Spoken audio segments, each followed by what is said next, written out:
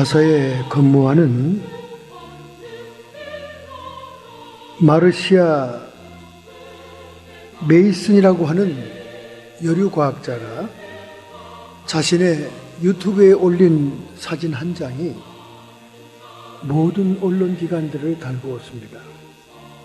그것은 1993년도에 허블 우주 망원경이 고장이 났습니다. 여러분, 허블 우주 망원경이라는 것은 인공위성 위에다가 천문대를 만든 것과 같습니다. 허블 우주 망원경이 고장이 나니까 우주정거장에 기거하던 우주인들이 도킹을 해서 그 망원경을 수리해야 됐습니다. 그래서 오랜 시일에 걸려서 수리를 마쳤어요. 우주 망원경, 허블 망원경 때문에 그전에도 수없는 우주의 엄청난 크기의 우주 세계를 발견하게 되고 많은 천문학 연구에 개가를 울리지요. 왜냐하면 대기권을 통과하는 천문대 망원경은 한계가 있는데 대기권을 벗어난 인공위성의 허블 망원경은 너무나 선명하게 우주를 찍어낼 수가 있었던 거예요. 그래서 많은 발견이 되죠. 특별히 보이저 1, 2호가 태양계 밖을 완전히 벗어나 은하계 밖을 벗어나서 우주 바깥으로 검은 우주로 들어갔습니다. 그래서 거기에 들리는 소리도 다 지상에 보내고 있죠. 얼마나 우주가 큰지를 인간이 실제적으로 경험할 수 있는 그런 사건들을 허블 우주 망원경이 해줬습니다. 그래서 많은 책들이, 전체에 대한 책들이 휘황찬란하고 오색찬란한 별자리들의 모습이 큰 책들로 나왔죠. 근데 그것이 고장이 난 거예요. 그래서 우주인들이 도킹을 하고 그 우주 망원경을 고쳤습니다. 고친 다음 사흘이 되던 날, 첫 번째로 다시 우주를 비치게 되는 망원경 속에 나타난 찬란한 빛의 도시가 있었습니다. 백색 광선으로 얼마나 찬란한 빛인지 몰라요. 그런데 그 빛 속에는 빌딩 같은 게, 집 같은 빌딩 같은 게 있어요. 그리고 직선 도로 같은 게 보이는 거예요. 그게 망원경에 찍힌 겁니다. 나사의 식구들은 공포에 떨고 머리가 쥐뼛했어요. 백색 광선이 찬란하게 비치는데 거기에 이런 성 같은 구체적인 건물들이 보이는 그런 찬란한 성단을 발견한 거예요. 그래서 대부분의 나사에 있는 사람들은, 믿는 사람들은 이건 천국의 새 예루살렘 성이다. 하나님이 우주 망원경을 통해서 수리가 끝나자마자 인간들에게 천국의 존재를 알리기 위해서 비춰준 것이다. 그래서 그것을 너무나 복받치고 참을 수가 없으니까 여성과학자인 마르시아 메이슨이 자기 유튜브에 올린 것이 세계 언론으로 퍼져나가게 됐어요. 그래서 1977년 한국의 모든 신문에도 그것이 났습니다. 그런데 사람들이 거기에 대해서 잘 몰라요. 1997년이죠. 1994년 2월 8일에 미국 언론에 보도가 되고 세계 언론에 보도됩니다. 그것이 위클리 월드 타임즈라는 신문에 보도가 되죠. 여러분도 볼 수 있어요. 유튜브에 들어가면 나옵니다. 그 사진이 나와요. 정말 신기합니다. 신기해요. 그래서 이 나사의 과학자들이 추적해 보니까 30억 광년에서 온 빛입니다. 여러분, 30억 광년이면 실감이 납니까? 빛의 속도로 30억 년을 달려가야 그 성에 갈 수 있는 거예요. 그러니까 그 망원경에 지금 비친 것은 30억 년 만에 드러난 겁니다. 30억만 년 전에 빛이 출발해서 허블 우주 망원경에 포착이 된 것이 30억 년 만에 포착이 된 거예요, 처음. 그런데 놀라운 것은 백색 광선의 빛이 막 폭발하듯이, 무슨 별이 폭발하듯이 빛이 막 사방으로 튀어나가는 모습을 보였다는 거예요. 그래서 이것은 30억만 년 전에 사탄이 천국에서 반란을 일으켜서 쫓겨나는 그런 영적인 전쟁까지를 포함하는 그런 모습이구나 하는 것이 우주과학자들의 결론이었습니다. 그러나 그 후에 세계 신문에 보도되자 나사에서는 더 이상 종교적인 문제이기 때문에 그 사진에 대해서 인정을 하질 않았어요. 그러나 마르시아 메이슨이라고 하는 여성 과학자의 유포로 그것이 세상 사람들에게 보여지게 된 거예요. 정말로 이것이 하늘의 천국이라면 하나님은 한 번 보여주는 것으로 끝나지 않을 겁니다. 왜냐하면 성경에도 두 증인이 필요하거든요. 세상 법정이나 하나님의 법정이나 두 증인이 필요한 거예요. 한 번도 보여주셨습니다. 그것이 언제 보여줬나? 화성 탐사선이 화성을 향해 가는 동안 그것이 나사로 보내진 사진으로 전송되어 왔습니다. 그런데 그것이 허블 망원경으로 보였던 것과 똑같은 모습으로 찍혔다는 거예요. 이것도 나사에서는 인정하지 않고 있습니다. 왜냐하면 종교적인 문제니까. 그러나 나사에는 모든 과학자들은 이것은 반드시 천국일 것이다. 그 수많은 오색 찬란한 우주의 빛 가운데 백색으로 찬란하게 빛나는 별은 이 별밖에 없다는 거예요. 백색으로 찬란하게. 그 백색빛이 얼마나 찬란한지 몰라요. 그게 30억만 년을 달려온 겁니다. 30억만 년 전에 출발한 거예요. 이것은 분명히 하나님의 도성, 새 예루살렘 천국이다. 이렇게 결론이 났던 것입니다, 여러분. 정말 우리가 우주를 바라보면 하나님의 위대하심을 생각하지 않을 수가 없어요. 그 시간이며 그 크기며 그 거리며 정말 하나님의 존재를 믿지 않고는 우리가 이해할 수 없는 그런 우주인 겁니다. 이런 위대한 하나님을 우리가 섬기고 있다는 것이 얼마나 영광스러운지 모릅니다. 바로 오늘 읽었던 본문 에스겔 1장 1절부터 3절도 절망과 좌절에 빠져있는 하나님의 택한 백성들이 이방의 포로로 끌려와서 그발 강가라고 하는 니풀 운하를 파고 있는 중노동의 현장에 저녁이 되면 신음소리밖에 들리지 않는 그 처참한 노예의 현장 속에서 포로된 지 5년 만에 에스겔은 하나님의 환상을 보게 됩니다.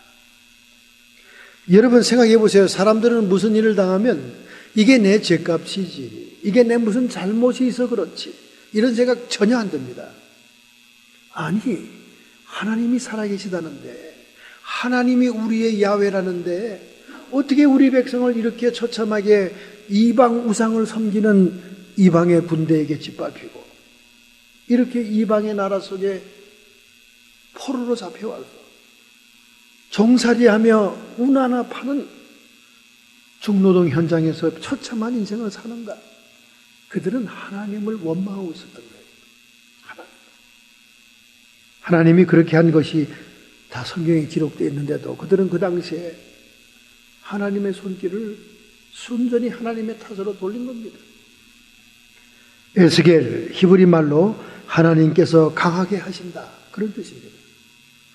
그 좌절되고 신음하고 고통하는 포로들 가운데 하나님이 강하게 하신 사람이 있었으니 그 사람이 에스겔입니다. 그는 부시의 아들이에요.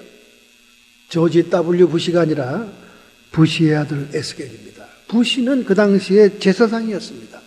그래서 부시의 아들인 에스겔은 제사장의 아들로서 바벨론에 포로된 지 5년 만에 그발강가 니풀 운하의 노동 현장에서 탄식하고 통곡하는 그에게 하나님이 찾아온 거예요. 그 찾아온 모습이 마치 비행 접시가 나르는 것과 같은 움직이는 지성소, 움직이는 하나님, 시공간을 초월하시는 하나님의 임재를 만나게 된 거예요. 특별히 이 제사장으로서 에스겔은 하나님의 백성들의 거룩함에 늘 민감했습니다. 왜냐하면 하나님이 거룩하신 분이기 때문에 하나님과 동거하고 하나님과 함께하기 위해서는 거룩성을 잃지 않아야 되기 때문에 거룩함에 관심이 많았어요. 그리고 하나님께서 그에게 상징적인 행동을 하라고 시킵니다.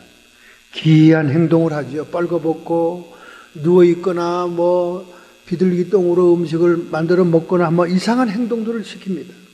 이 모든 선지자 사역을 그가 말없이 묵묵히 순종함으로 인해서 하나님은 그에게 징조가 되시고 그는 백성들에게 징조가 되는 사인이 되는 선지자 역사를 한 겁니다. 이렇게 하나님 말씀에 충실했고 그 말씀을 전달할 때 담대했으며 에스겔은 하나님의 도구로서의 백성들에 대한 징조가 되게 되는 것입니다. 오늘날 이와 같은 상황 속에 살고 있는 우리들도 에스겔처럼 하나님의 백성들 가운데 징조가 될 수가 있습니다. 사인이 될 수가 있다고 말이죠. 어떻게 하면 어떤 삶을 살면 하나님의 징조로서 보일 수가 있는가? 그것이 오늘 본문 전체, 에스겔 전체를 아우르면서 세 가지로 요약을 합니다. 첫째, 33장 1절부터 6절에 보면 그러나 파수꾼의 나팔을 불지 아니하면 그 죄를 내가 파수꾼의 손에서 찾으리라. 여러분과 제가 에스겔처럼 파수꾼이 될 때 하나님의 징조가 될 수 있다는 거예요. 여러분, 파수꾼이 뭡니까? 파수꾼이 다른 말로 보초죠. 보초. 파수꾼의 노릇을 잘 해야 된다고 말이죠. 파수꾼이 되면 우리는 하나님의 징조를 주의 백성과 불신자들에게 보일 수가 있는 것입니다. 파수꾼이 뭡니까? 첫째로 파수꾼은 자기 위치, 자리를 지켜야 돼요. 보초가 자기 위치를 안 지키고 왔다 갔다 하면 제대로 보초를 쓰는 게 아닙니다. 파수꾼이라는 것은 자기의 위치를 잘 잡아야 돼요. 오늘날 교회 생활을 하는 사람들이 자리를 못 잡아요. 자기 위치를 못 잡아요. 보따리 장사처럼 오늘은 여기 내일은 저기 순례길들이 되고 있어요. 절대로 파수꾼이 될 수 없습니다.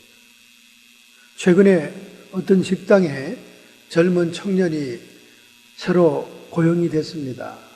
근데 그 청년은 몇 날이 못 돼서 계속해서 자기가 놀고 싶거나 일하기 싫고 꾀가 나면 자기 집안에 무슨 일이 났다고 그럽니다. 한 번은 할아버지가 돌아가셨다고 그러고, 그 다음 날은 할머니가 돌아가셨다고 그러고, 그 다음 날은 외할머니, 그 다음 날은 외할아버지, 그 다음 날은 장인이 돌아가시고, 그 다음 날은 장모님이 돌아가시고, 그 다음은 처제. 일주일 동안 자기 온 집안 식구를 다 죽여버리는 거예요. 그 얘기를 듣고 있는 주인은 다 알면서도 그냥 네가 농땡이를 치는구나. 내가 너를 해고하는 한이 있어도 거짓말 했느니 안 했느니 따지고 묻지 않겠다는 거예요. 여러분, 뻔한 거짓말 아닙니까? 놀고 싶어서. 어떻게 일주일 안에 자기 식구들이 다 죽습니까? 생각해 보세요. 애들 키울 때 부모님들이 애들 거짓말하는 거 다 압니다. 애들은 상상력이 풍부하기 때문에 자기가 상상하는 것이 진짜인지 거짓말인지 헷갈려요. 저도 어릴 때는 잠수함 타고 부산에서 인천으로 이사 갔다고 그렇게 얘기하고 다녔어요. 그러면 우리 앞집에 있는 우리 친구 누나는 리액션이 좋아요. 그래, 잠수함 타고 왔어. 어쩐지 너희들은 빨리 이사 왔더라. 막 이러면서 맞장구를 쳐주더라고요. 저는 너무나 기분이 좋아서, 야, 잠수함. 얼마나 폼이 납니까? 그죠? 다른 사람은 꿈도 못 꾸는 건데 말이죠. 근데 제가 나이가 몇 살 더 드니까 그게 얼마나 창피한지 몰라요. 내가 어떻게 그런 얘기를 했을까? 그래서 그 누님한테 가서 그랬어요. 누님, 혹시 옛날에 제가 잠수함 얘기할 때 왜 이렇게 박수를 쳤어요? 얘야, 어릴 때는 다 상상력이 풍부해서 상상력대로 생각하는 거란다. 그래서 알면서도 받아주는 거지. 제가 그 심정을 요즘 이해하고 있습니다. 매주 2주간씩 무슨 핑계를 대며 교회 안 나오는 연기하는 분이 계세요. 카톡으로 옵니다. 목사님 2주간 못 나가겠어요. 제가 생각하기를 2주간 동안 또 무슨 이유로 생각할까? 그 다음은 또 4주간이겠죠. 벌써 그렇게 넘어온 게 몇 주간이에요. 교회 못 나오는 이유가 막 타당해. 전혀 오라고 할 수 없는 얘기들이야. 몸이 다쳤습니다. 차가 긁혀서 바디삽에 들어갔습니다. 제가 좀 요즘 느끼죠. 영적으로 어린아이들은 거짓말도 잘하는구나. 여러분, 거짓말 그렇게 쉽게 생각하지 마세요. 거짓말은 천국의 문에 들어갈 수 없는 첫 번째 죄입니다. 그것도 요한계시록 마지막 성경에 기록되어 있어요. 너무나 거짓말을 잘해서 일주일 사이에 온 집안 사람들을 다 죽게 만드는 그 농땡이 종업원이나 교회 오기 싫어서 이 핑계 저 핑계 대고 도대체가 목사가 익스큐즈 거절할 수 없도록 하는 그런 이유와 변명을 대는 그런 사람들이 어떻게 파수꾼입니까? 자기 교회를 지키고 자기 자리를 지키고 자기 임무를 지키면서 완수해야 하나님도 그를 인정하고 안정감 있게 복도 내리시고 사명도 주는 거지. 파수꾼이 자기 자리를 지키지 않으면 절대 파수꾼 노릇을 할 수가 없는 거예요. 조라도 그 자리는 지켜야 되는 거예요. 교회 나와서 설교 시간에 조라도 지켜야 되는 거예요. 설교가 예화가 없으면 설교 시간이 짧습니다. 그런데 짧는 대신 설교가 재미가 없어요. 딱딱한 이론이니까. 예화가 들어가서 여러분이 막 듣기가 좋고 재미있으면 1시간이 넘어갑니다. 이게 설교자의 갈등이에요. 그러니까 조금 딱딱한 진리를 얘기하면 졸아요. 졸더라도 자기 자리를 지켜야 돼요. 하나님은 그 예배하는 그 모습, 피곤하고 힘들고 병든 모습대로 와서 앉아있는 모습을 가엾게 기억해 여기는 거예요. 저도 목사지만 교회 오기 싫을 때 있어요. 독감 걸리고 피곤하면요 온몸이 쑤시는데 오늘은 그만 푹 퍼졌으면 좋겠다. 그런데도 억지로 교회 나와서 예배를 딱 드리고 나면 몸이 얼마나 가벼운지 몰라요. 언제 독감이 날아가는지 모릅니다. 어머니가 자식을 깨웁니다. 얘야, 오늘 주일이다. 교회 가야지. 시간 늦겠다. 일어나라. 그러니까 이 자식이 그냥 나 좀 더 잘래요. 엄마 좀 귀찮게 하지 마. 얘야, 네가 담임 목사인데 안 가면 되겠냐? 일어나라. 일어나. 권사님이 그렇게 아들을 깨웠다는 겁니다. 담임 목사님 가야지. 예? 아니 목사님 주일날 너무 바빠서 코앞에 있는 교회를 그것도 우리 종업원하고 다 같이 가서 예배를 드렸는데 그거나 먼 거리를 운전해서 가서 간단히 예배 참석하는 거랑 뭐가 다릅니까? 나한테 막 항의하더라고요. 하나님은 출석하지 않기 때문에 형벌을 내리겠다고 지금 경고를 하고 있는 그 자리에서. 그래서 제가 집에 와서 기도했습니다. 듣고 보니 하나님 예배 본 건 똑같으네요. 가까운 데 가는 바람에 자기 종업원까지 다 데리고 왔으니 더 큰일 했네요. 뭐 굳이 산 넘어 물 넘어 우리 교회까지 올 필요가 없네요. 근데 하나님 교회 안 나왔다고 형벌은 무슨 말입니까? 내가 예를 들어주마. 네가 독감이 걸렸을 때 너희 집 앞에 바로 미국 교회 얼마나 크고 좋은 교회가 있냐. 재밌는 교회가 있냐. 너 거기 참석하고 싶었지? 네. 그럼 너 거기 참석하고 난짝 집에 돌아와 앉아 있으면 네가 네 사명 다 한 거니? 네가 담임 목사로서, 네가 한 교회를 섬기는 자로서, 네 몸이 불편하다고 네 앞에 있는 게 난짝 갔다 하고 아이고 심플하네. 사명 다 했네. 그러면 내가 기뻐하겠냐? 네가 가야 할 교회는 따로 있는 거야. 그거야 내가 목사니까 그렇죠. 하나님. 성도도 마찬가지지. 아니 목사는 자기 사명 지킨다고 강단에 서 있고 성도들은 다 가까운 교회 근처 교회 편리하다고 갔다 오면 너는 누구랑 같이 예배 드릴 건데? 성도는 성도로서의 자리를 지켜야 되고 목사는 목사의 자리를 지켜야 되는 것이다. 그때 제가 아멘. 그래서 지키지 못하는 자들에게 벌을 준다고 한 거야. 그러니 너는 내가 주는 말만 증거해라. 그 다음은 내가 일을 처리하는 것이다. 뭐 그 결과에 대해서는 여러분이 다 알고 있으니까 더 이상 얘기 안 하겠습니다. 여러분, 파수꾼의 사명을 한다는 것은 자기 위치를 지키는 거예요. 유다서 1장에 보면 악마와 사탄이 딴 사람이 아닙니다. 자기의 처소를 떠난 천사예요. 하나님이 사명 주고 직분을 줘서 그 자리에 있으라고 그랬는데 그 자리를 떠나 하나님의 자리를 넘본 자들이 사탄이다 그 말이에요. 처소를 떠난 자기 자리를 지키지 않은 천사. 그래서 파수꾼은 자기 자리를 딱 지켜야 돼요. 군대에서도 전방에서도 보초 쓰면 자기가 지켜야 될 그 바운다리를 딱 정해주잖아요.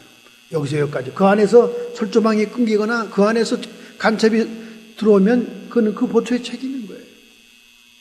과거의 군대에서는 보초가 뚫리면 사형입니다. 지금은 안 그렇지만 지금은 그저 깜빵 가지요. 감옥에 갑니다. 두 번째, 파수꾼은 깨어 있어야 돼요. 깨어 있어야 돼. 파수꾼은 자기 자리 지키다고 서 있으면서 그냥 자고 있으면 그건 파수꾼이 아니죠. 깨어 있어야 됩니다. 여러분 전방에 있는 그 군인들이 초소마다 들어앉아 있는데 다 깨어 있는 것 같으죠? 거의 다 잡니다. 거의 다 자요. 뭐 비상 걸린 날이라면 깨어 있겠지만 허구한 날 그 자리에 사수하고 조수가 서 있으니까 총 들고 고총 자세로 있는데 교대교대로 자기도 하고 양심이 없으면 둘 다 코 골고 자요. 그러니까 그걸 갖다가 깨우치기 위해서 그 주본사관이 순례를 돌잖아요. 순례를 쭉. 그리고 또 군종 계통에서는 커피를 주고 다니면서 먹을 것도 주면서 얘기도 시키고 깨게 하잖아요. 경성해야 되는 겁니다. 파수꾼은 깨어 있어야 돼요. 여러분과 제가 파수꾼의 사명을 하며 깨어 있다는 말은 뭡니까? 진리의 말씀을 항상 양식으로 깨어서 그걸 보고 하나님의 말씀을 따라 우리가 항상 일정한 시간에 기도함으로 인해서 우리의 영이 깨어 있어야 되는 거예요. 세상과 연락하고 세상과 쾌락하고 TV 드라마에 취해 있고 TV 쇼에 그냥 하루 종일 날이 가고 그럼 우리 영이 죽어 있는 거예요. 깨어 있는 게 아닙니다. 우리는 기도와 말씀으로 깨어 있어야 파수꾼의 사명을 감당하는 거예요. 세 번째는 파수꾼은 내다봐야 되죠. 예지가 있어야 됩니다. 미리 내다봐야 돼요. 적군이 저만큼 오면 미리 봐야 되는 거예요. 미리 볼 수 있는 사방 경계를 해야 되는 거예요. 우리는 육적인 세상에서만 믿음으로 경각하는 게 아니라 영적인 세계도 기도할 때 하나님이 미리 깨닫게 해줘요. 미리 일어날 일들을 가르쳐 줍니다. 집안의 사소한 일들도 미리 알게 해요. 미리 알아야 되죠. 그래서 성경을 통해 예언적인 말씀을 풀어주고 해석하고 증거하는 것, 목사들의 사명이죠. 미리 알려주는 거예요. 미리 알고 있으면 준비할 수 있으니까. 네 번째는 경고하는 겁니다. 자기가 알았으면 모르는 자들에게 가르쳐 줘야 돼요. 그래서 오늘 33장 1절부터 6절에 그러나 파수꾼이 나팔을 불지 아니하면 적군이 접근하고 있는데도 경고하고 나팔을 불지 아니하면 그 죄를 내가 파수꾼의 손에서 찾으리라. 그 죽은 핏값을 파수꾼에게서 찾으리라. 결국 파수꾼이 누굽니까? 가정에서나 단체에서나 직장에서 먼저 하나님의 은혜를 받고 깨닫고 있는 자들이 파수꾼인 거예요. 집안의 장남이 파수꾼이 아닙니다. 집안의 장녀가 파수꾼이 아니에요. 먼저 은혜를 받고 먼저 성령의 은사를 받고 먼저 영적으로 깨달은 자가 파수꾼이에요. 그렇기 때문에 모르는 가족들과 모르는 친구들과 단체 회원들에게 경고해야 돼요. 알려줘야 돼요. 불교에서 옷깃만 스쳐도 인연이라고 그러는데 그렇게 불교의 말처럼 우리는 부드럽지가 않습니다. 내 옷깃을 지치고 지나간 사람들에게 경고하지 않으면 그 사람의 영혼의 핏값을 내 손에서 찾는다는 거예요. 얼마나 무섭습니까, 여러분? 여러분의 친구들, 여러분의 가족들, 여러분의 자녀들 경고해야 돼요. 나와 함께 관계했던 그들이, 그 영혼들이 구원받지 못하고 멸망으로 떨어진다면 그 핏값을 파수꾼이었던 나에게서 받겠다는 거예요. 그러니 우리는 경고를 해야 됩니다. 반드시 경고를 해야 됩니다. 그리고 파수꾼은 깨어있고 항상 우리가 기도하고 예배를 하나님께 드리는 자입니다. 역대상 16장 6절 제사장 분하냐와 야하시엘은 항상 하나님의 언약궤 앞에서 나팔을 부니라. 이 사람들은 다윗의 시대에 다윗 성가대, 다윗 찬양대에 소속된 사람들이었어요. 다윗은 24시간 언약궤를 에워싸고 찬양대들이 하나님을 찬양하는 노래를 드리게 했습니다. 그래서 하나님이 너무나 기뻐서 지금도 하나님이 기뻐하는 초소가 어디냐? 다윗의 장막이라는 거예요. 다윗의 장막. 내가 다윗의 장막을 회복하리라. 마지막 때가 오기 전에 다윗의 장막을 회복. 왜 다윗의 장막을 그렇게 좋아하느냐? 다윗의 장막은 24시간 돌아갔어요. 24시간. 그래서 미국의 아이호프라는 기도단체는 24시간 팀을 짜서 기도도 하고 찬양도 하지 않습니까? 그 운동이 지금 벌어지고 있죠. 다윗의 장막을 회복하기 위해서. 이것이 깨어있는 거예요, 여러분. 깨어있는 겁니다. 사실 베데스다 연못가처럼 언제 어느 시에 하나님이 임재하시고 역사할 줄 모르는 거예요. 파수꾼은 깨어있어야 되는 겁니다. 최근에 지카 바이러스가 세계에 전염하기 시작하니까 세계보건기구에서 경고를 주고 있지 않습니까? 여러분, 이 지카 바이러스는 이집트 숲의 모기입니다. 그 모기가 1947년도에 아프리카 우간다 지카라고 하는 숲에서 붉은 털 원숭이에게서 처음 발견됐습니다. 마치 에이즈처럼 말이죠. 그래서 2007년까지 사람이 감염된 사례는 없었지만은 중남미아, 동남아시아 여러 많은 곳에서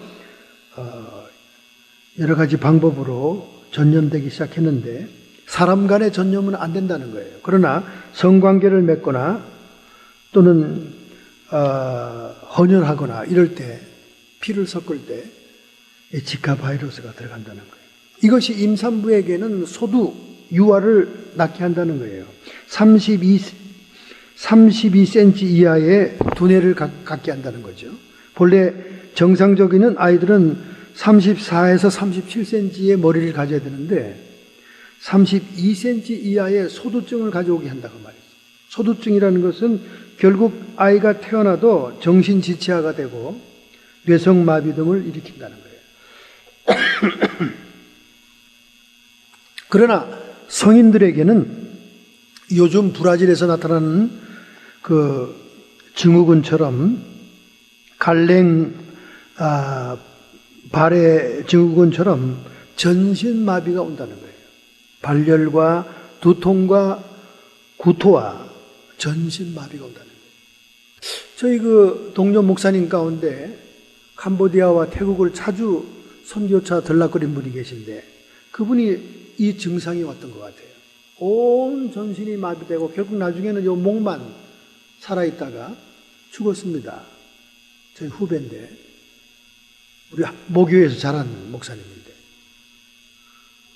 페이스북을 통해서 저에게 자기가 너무 하나님 앞에 불충성했다고 회개하는 얘기를 하길래 저는 깜짝 놀랐어요. 아니 왜 공개적으로 이런 회개의 말을 쓰는가. 저는 그 사정을 몰랐거든요. 그랬더니 그가 아마 죽기 전에 그런 공개적인 회개를 하는 글을 쓴 것 같아요. 백신도 없고 약이 없었어요. 전신은 마비되고 있는데 조처를 할 수가 없었습니다. 바로 브라질에서 지금 일어나고 있는 현상들입니다. 브라질은 지금 걱정이 태산이에요.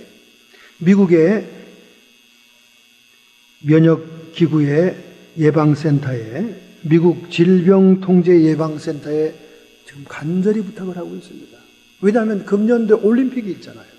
올림픽이 이 병이 확산되면 누가 올 수 있겠습니까? 임산부는 소두증이요. 일반 성인은 전신마비로 죽는데 정말 세계보건기구가 나팔을 불지 않을 수가 없는 거예요. 경고하고 있습니다. 이렇게 질병의 세계에도 파수꾼이 있으니까 전 세계가 경각심을 가지게 되지 않습니까? 정말 지독한 목입니다. 두 번째로 우리가 하나님의 징조가 되는 길은 34장 1절부터 16절 에스겔서에 나옵니다. 내가 친히 내 양의 목자가 되어 목자가 된다는 거예요. 여러분과 제가 목자가 될 때 하나님의 징조가 될 수 있다는 거예요. 그럼 목자는 뭐 하는 사람이냐?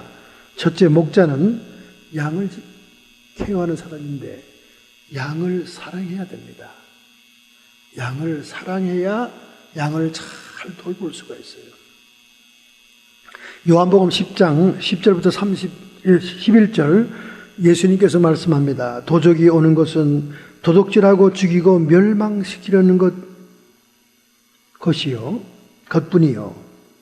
도적이라는 건 여기 사탄 마귀를 얘기하죠. 마귀가 오는 것은 도둑질하고 우리 거를 빼앗아간다고 말이죠. 불법으로 빼앗아가고 그 다음에 죽이고 사망으로 이끌고 멸망, 영원히 영벌에 빠지게 한다고 말이죠.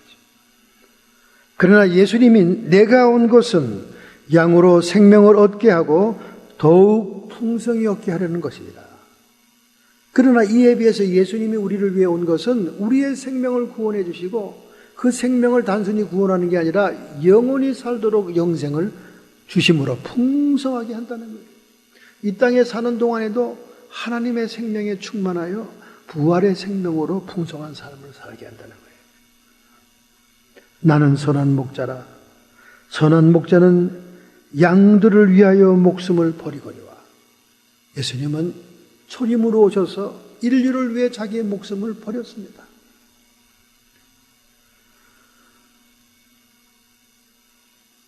또 삭구는 목자가 아니요. 단순히 돈벌이만을 목적으로 하는 목동들도 있죠. 양을 사랑하지 않고 그런 돈벌이를 위한 목적을 가진 사람이 있습니다. 여러분 개를 키워도 그렇잖아요. 개를 키워도 유기견도 다 모았다가 그거를 갖다가 돈하기 위해서 키우는 사람들 있죠. 강아지도 개도 마찬가지입니다. 그러나 강아지도 개도 정말 자기의 식구들처럼 사랑하고 애틋하면 유대관계가 있게 되는 거예요. 그래서 양들이 내 음성을 안다. 왜 양들이 목자의 음성을 압니까? 목자가 너무 사랑해 주니까. 그래서 예수님이 베드로를 만나서 그에게 사명을 줄 때 세 번째 나를 사랑하느냐 물어보지 않습니까? 요한복음 21장 17절 주께서 세 번째 나를 사랑하느냐 하심으로 베드로가 근심하여 가로되 주여 모든 것을 아시오니 내가 주를 사랑하는 줄을 주께서 아시나이다. 세 번째 주님을 사랑한다는 얘기를 하니까 그때야 비로소 주님 뭐라 그럽니까?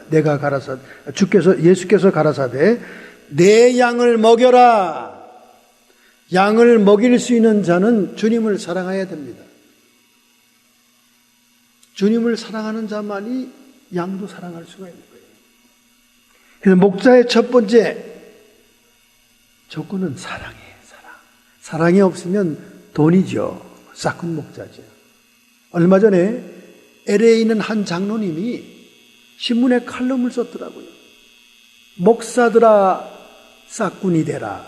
그렇게 썼더라고요. 그 타이틀을 보고 저는 깜짝 놀랐어요. 아니 이 사람 예수님이 싹군은 목사도 아니라고 그랬는데 목사들아 싹군이 되라 그러더라고. 그래서 내가 뭔 내용인지 한번 읽어봐서 이 장로님이 굉장히 지금 프로테스탄트구나 하고 쭉 보니까 요즘 목사들은 자기 싹도 못한다는 거예요. 월급은 뒷담화니 받고 보너스도 받으면서 그 돈만큼도 일하지 않는다는 거예요. 정치 때문에 다방으로 카페로 몰려다니고 친목계 합례하고 사우나를 가고 제대로 근무를 합니까? 그냥 모여 논다는 거예요. 이 장로님이 하도 교계에 한심한 꼴을 보고는 목사들이여 차라리 사꾼이 되라. 쌍만큼만이라도 일해라 그 말이야.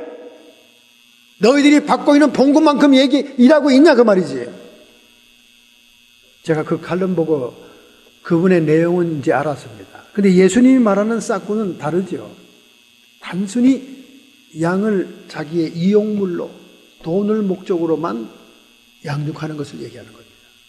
그러나 이 장로님이 얘기하는 것은 게으르고 나태하고 자기의 사명을 다하지 않는 영적인 지도자를 향해서 탄식하며 울부짖는 정말 충격을 주는 칼럼이더라고요. 목사들아, 차라리 사꾼이 되라. 너희들이 받는 돈만큼이라도 일하고 있냐?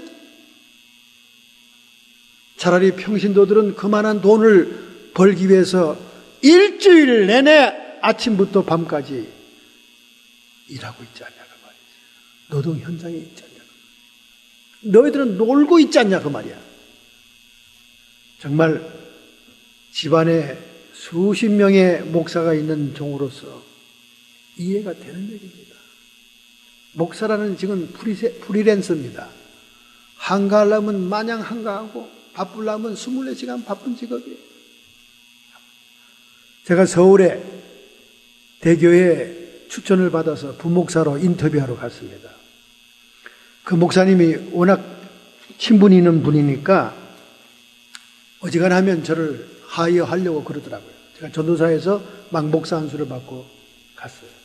근데 이 목사님이 첫 번째 하는 소리가 우리 교회 부목사들은 지금 현재 전부 다 병원에 입원해 있다. 황 목사는 입원할 각오가 되나?